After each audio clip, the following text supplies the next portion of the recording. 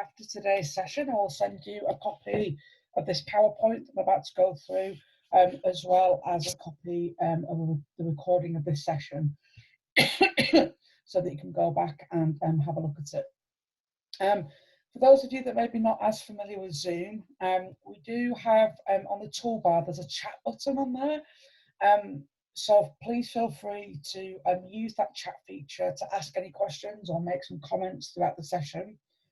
We do have my colleague Cameron, who is on the line with us as well. And what he's going to do is he's going to keep an eye on this chat window for me. And what we'll do is Cameron will answer any questions that you can within the chat. And then if not, what I will be doing is taking some regular pauses so that I can answer any of the questions that are in there. If you would rather speak, at the moment we've got everybody on mute, but please feel free when the moment comes just to unmute yourself, and I'm happy to take questions that way as well. So let's get started. So just to kind of introduce myself a little bit, I know there's a lot of familiar names on this list, so some of you have heard this spiel before, but for those of you that haven't, my name is Alice Langley. I'm an account manager here at Toby Downer Box. My responsibilities are basically supporting sales within my regions, and I also support implementation and training, both within my region and also across the UK. I've worked here for about 3.5 years, and more recently part of my role has been to develop and deliver training sessions. So previous to lockdown, a lot of it was done by going out into different settings, schools, homes, seeing different departments and delivering some training towards professionals, parents, carers. Now we've made the switch to working from home at the moment. So what we've done is we've put together some different packages of training that people can access via webinar. Previous to this job, I was a speech and language therapist, so I worked in paediatrics for around 9 years. So I've got lots and lots of experience of working with children and young people and with communication difficulties. Just before we get into it, just want to give a bit of a reminder of all the different trainings that we're doing around Snap Core First. So today's session is part of a wider modules that we're doing around Snap Core First. Today we're looking at positive behaviour supports, but we have 5 other modules that look at different parts of Snap Core First. We've been delivering these throughout June. So I will be sending you this slide so that you can have a look at maybe any webinars that you've missed or that you'd like to join or maybe like to see again, and we'll give you the links to sign up there. Further to that, if you find that you would maybe like some more training or some more information, we'd encourage you to get in touch with your local account manager. So they'll be able to offer things like smaller personalised training. They'll be able to look at demonstrations of software, hardware, could even discuss things like assessments. We're set up at the moment to do some remote assessments. We're even loaning out some equipment as well for those that need it. If you're within the UK, you can follow this link here that will take you to finding your local account manager. We've also got our UK office details there. If you're from outside of the UK, there'll be a link down here that will take you to find your local either partner or sales rep that will be able to support you with that as well. So what we're going to do today is we're going to have a look at positive behaviour supports.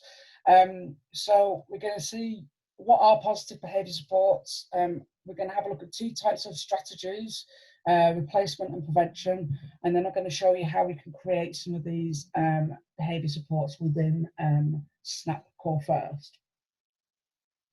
So just a little bit of an intro, I think, has kind of helps to bring this together a little bit, is this quote that says that some behaviours might arise from a breakdown in language comprehension, whereas others might arise from a problem with expression.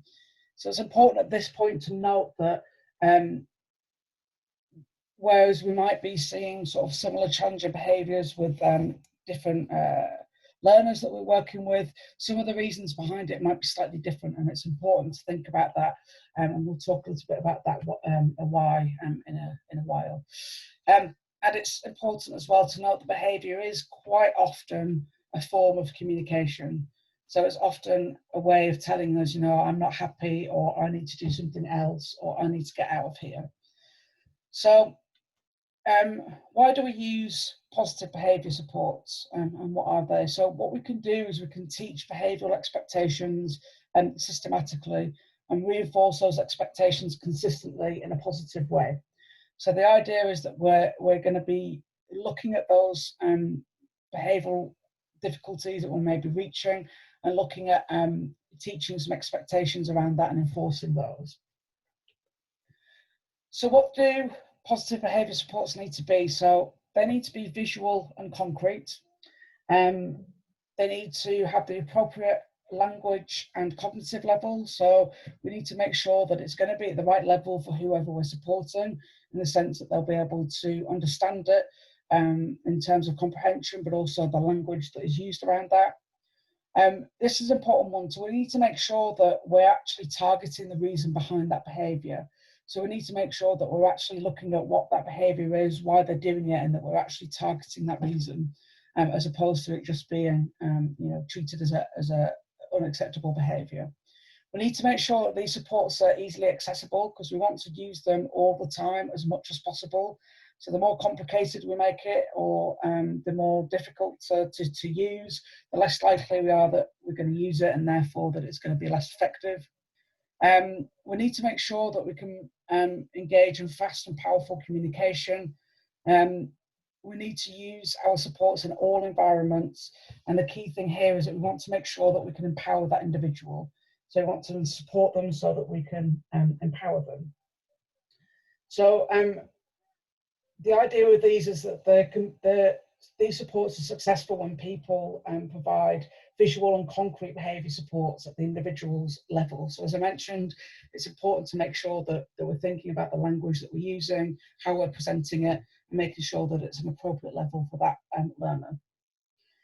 So we're going to have a bit more of a look into different types of positive behaviour supports, and we're going to do that by looking at replacement strategies and prevention strategies. So we're going to start out with replacement strategies, and these are basically teaching new skills throughout the day in order to eventually replace that challenging behaviour. So the idea is that we're going to teach the learners some tools that will allow them to communicate before they need to use or engage in challenging behaviours. So we need to make sure that the individual has a fast and effective way to indicate their needs before they choose or they engage in that communication behaviour. So what's our replacement strategy? So we're using that communication instead of behaviour. Again, it needs to be at the right level for them. It needs to be efficient and effective. It needs to be something they can use quickly and easily, and that is going to get the same outcome for them. And we must make sure that there's a consistent reward for the more appropriate behaviour.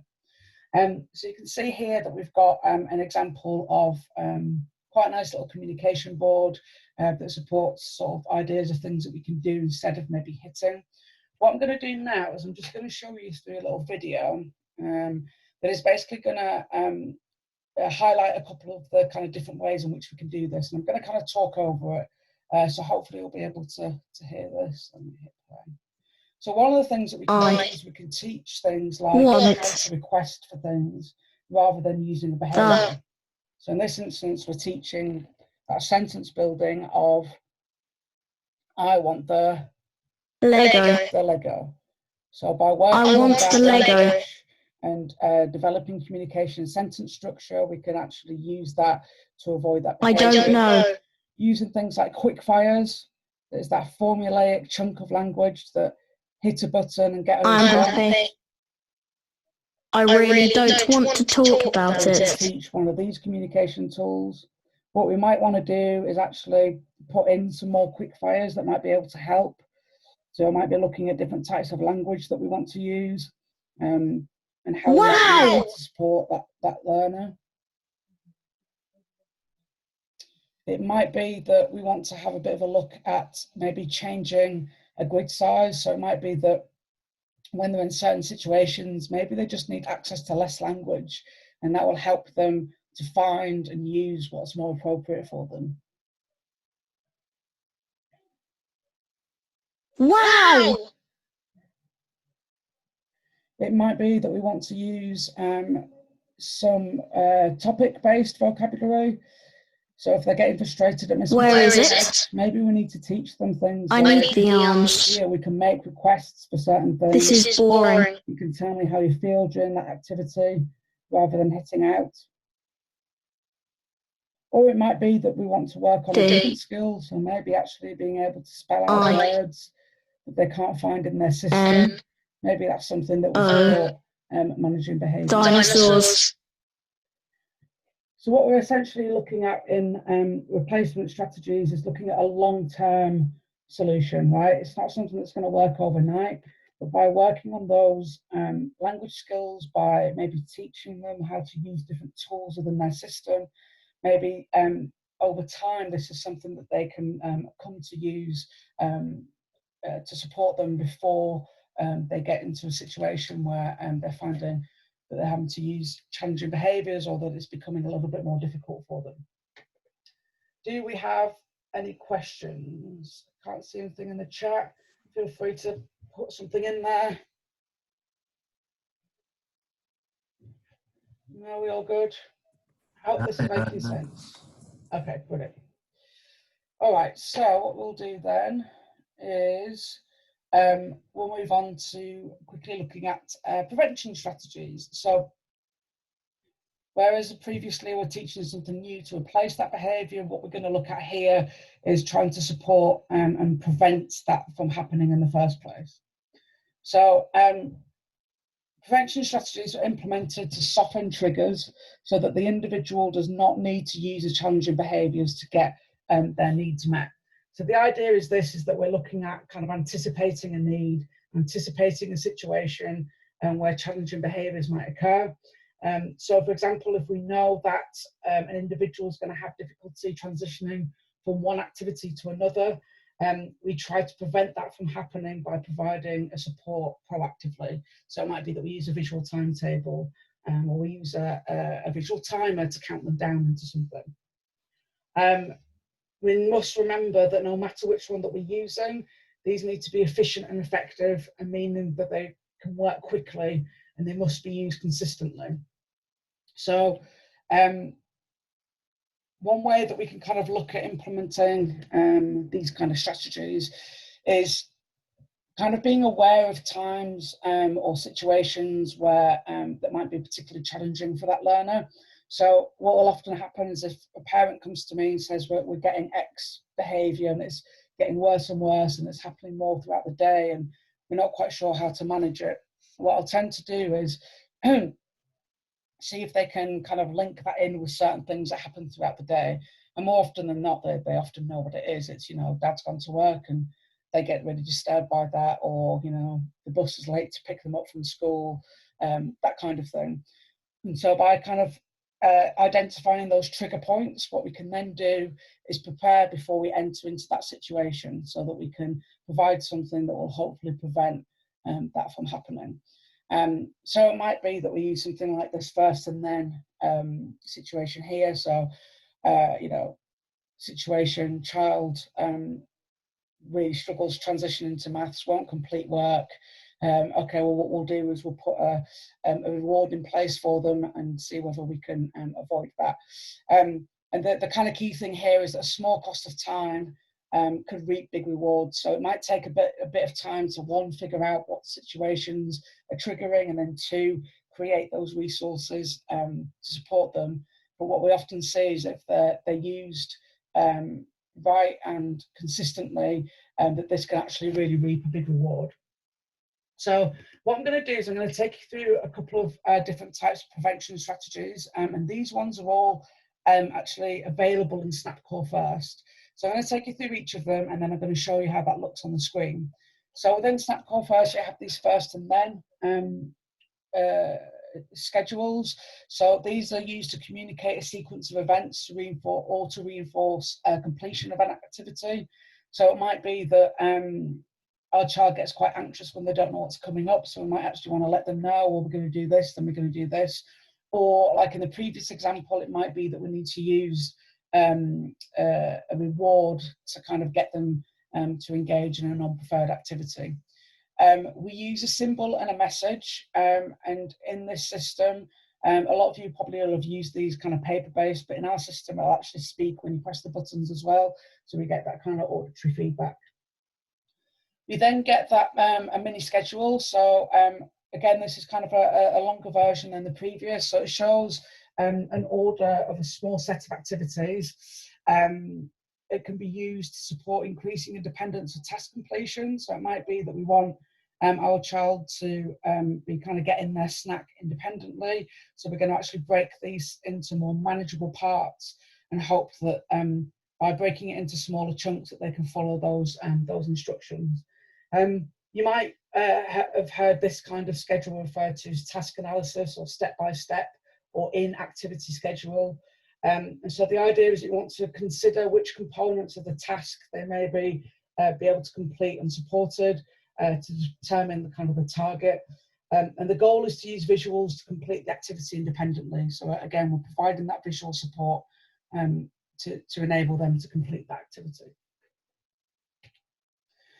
We also have social narratives that are built in. So you'll have heard these referred to as social stories. It's the same kind of system.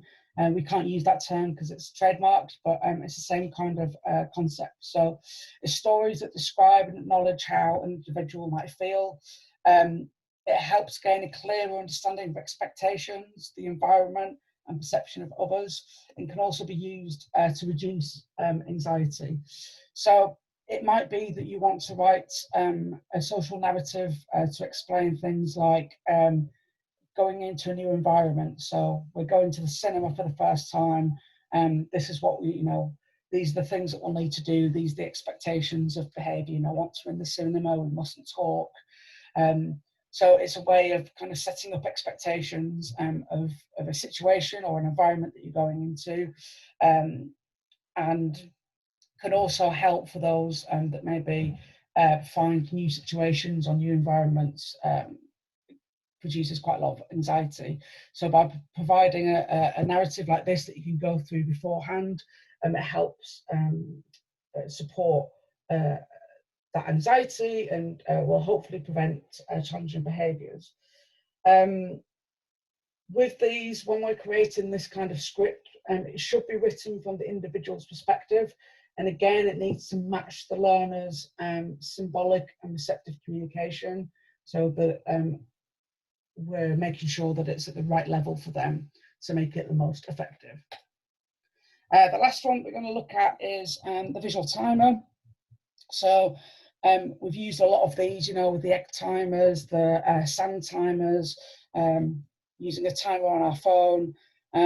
So this provides feedback to let the individual know when access to an activity will occur or to monitor time during an activity. So whether it's, do 5 more minutes of work and then you can have your iPad, or you need to, we'll be doing this for 5 minutes and then we'll go and do something else. So within Snap, the countdown clock will appear on the top bar, so you can see at the top of the screen here. And the red bar is basically going to reduce over time so that they can visually see how much time there is left. And then at the end of that allotted time, an alarm will go off. Within Snap, you can actually set a visual timer from anything from 1 minute up to 60 minutes. So we can really adjust that in terms of the needs of our learners as well. Do we have any questions so far? None in the chat window at the moment. Okay, lovely. So yeah, just a reminder, if you've got any questions or comments, please feel free to put something in the chat or to unmute yourself. So what I'm going to do now, let's just close out of this, is I'm going to come into Snapcore first, and I'm going to show you where to find these supports. And then I'm going to show you how we can edit them, create some of our own, And then I'm going to give you some resources that will help you to use some of these as well. So within Snap Core First, we've actually embedded our visual supports into the topics. So if I go into the topic section on my toolbar and then come into, let's say, cinema, you'll notice here that there's a supports button, and that's the same in any topic. So I'm going to bowling, it's there, or I can go into bubbles, and it's there.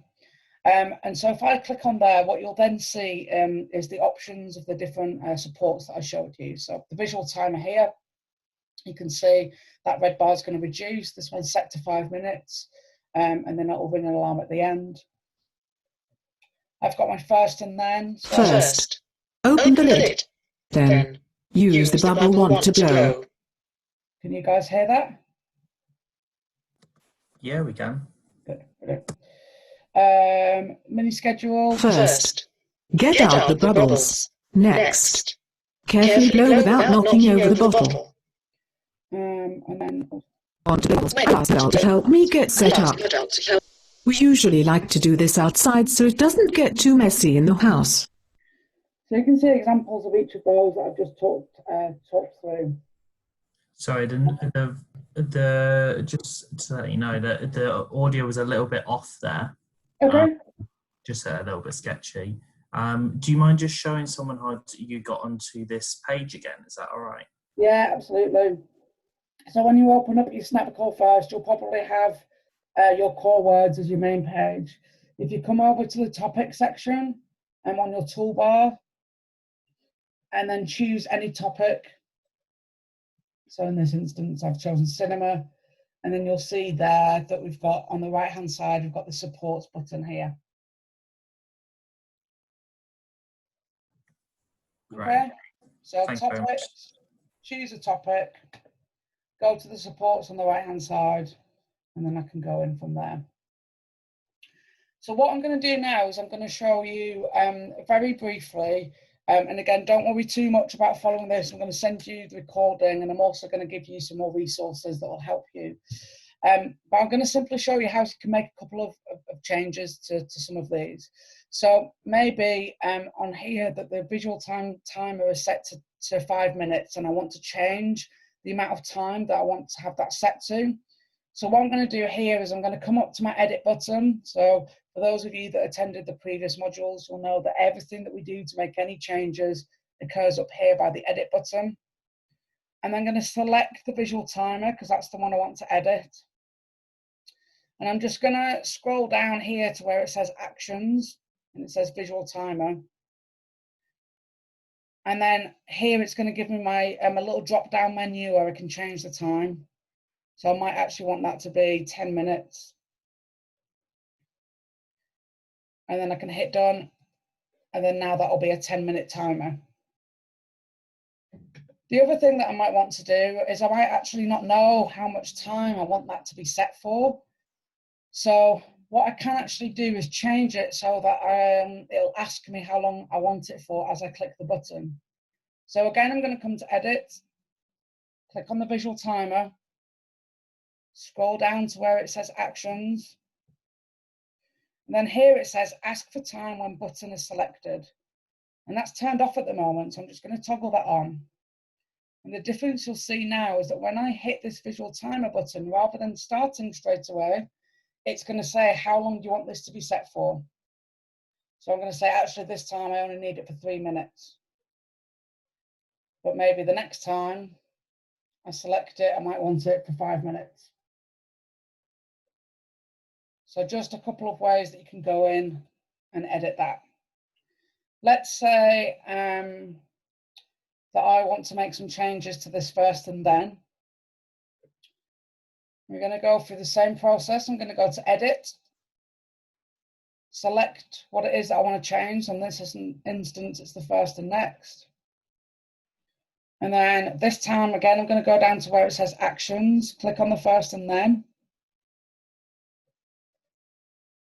And then what I can simply do is under each one is just change whatever it is that I want to change. So let's say that instead of buy ticket, I want to put in buy snacks. So I just come in, delete that, oops, change it. I want to change my symbol. So let's say, I'm quite happy with that symbol. Buy snacks, hit done. And then now I've changed that to buy snacks and then find your seat. Okay. So with everyone, you're simply just going to go to edit, click on the one that you want to change, come down to where it says actions, and then you just fill in whichever one it is that you want to change into there. See, Kerry's just put a message that she loves that. Yeah, it's a great, great tool, isn't it? So briefly, we've just got a couple of minutes left. What I'm going to do is I'm going to show you, rather than taking you in and showing you kind of how to create your own, what I'm actually going to do is show you a resource that will teach you all of these skills, and that has some really lovely step-by-step guides. So for those of you that have previously attended some of these sessions, we will have gone through the Pathways app before. For those of you that haven't, this is a free app that you can download in your app store on iPad or Windows, just by typing Pathways for Core First. And this is a whole app that's full of implementation resources for you as a parent, carer, professional that is supporting somebody that's using AAC. And what we've got in here is we've got some really lovely specific tools. At some of our other sessions, I've talked about top tips, I've talked about customizing and editing, I've also talked about the goals grid. But what I'm going to show you right now is we've actually got a whole section around behaviour supports. So once you open Pathways, click on this build skills section. And if you scroll down to the bottom, there's a whole section around encourage positive behaviour. And so what this will do is this first section will actually go through the supports that I've just talked about. So in case you want to go back and look at the selection that we've got, so it tells you what each one does. This second section is a really, really useful tool. So what this will do is if you say, okay, right, I know that I need to use some kind of positive behavioural supports with my learner, but I'm just not sure which one to choose or how to start. What this will do is it gives you a really nice kind of tick list of kind of common difficulties that we come across. And what you can do is you can basically come along and select things that are common with your learner. So this one says difficulty with change or transitions, needs a difficulty understanding consequence of behaviours, yes, wants attention, yes. And once I've gone through these and selected the kind of most appropriate ones, if I hit this arrow here, it's now going to suggest which behaviour supports are going to be most appropriate for my learner. So really, really useful tool if you're starting out and you're not quite sure where to start.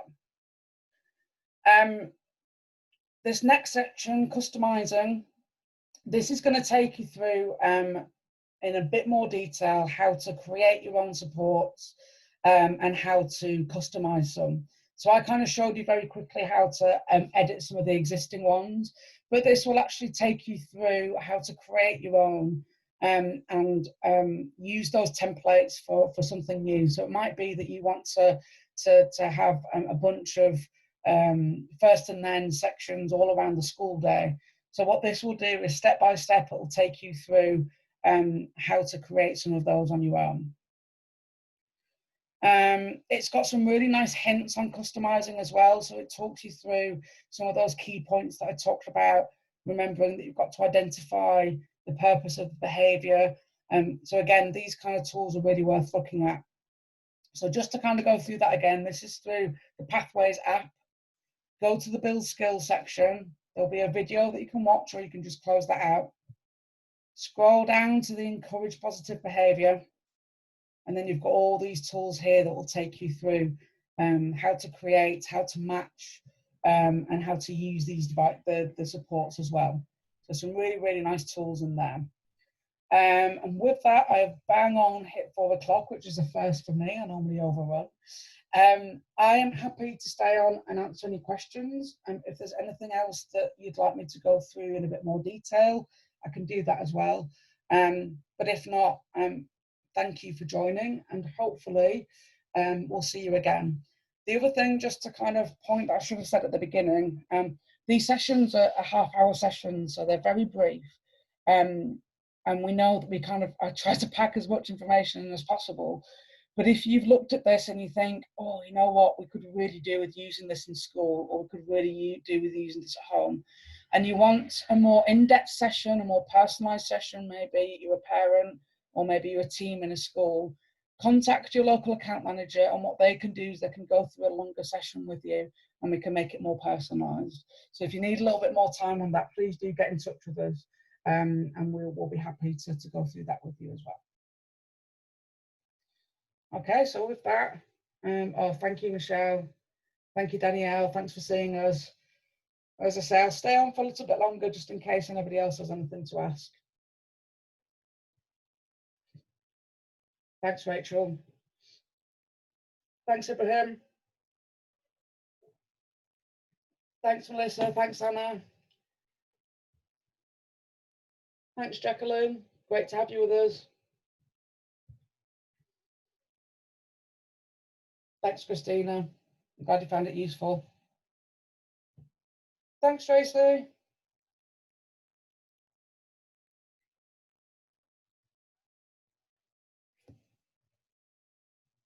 Let's stop this recording, actually.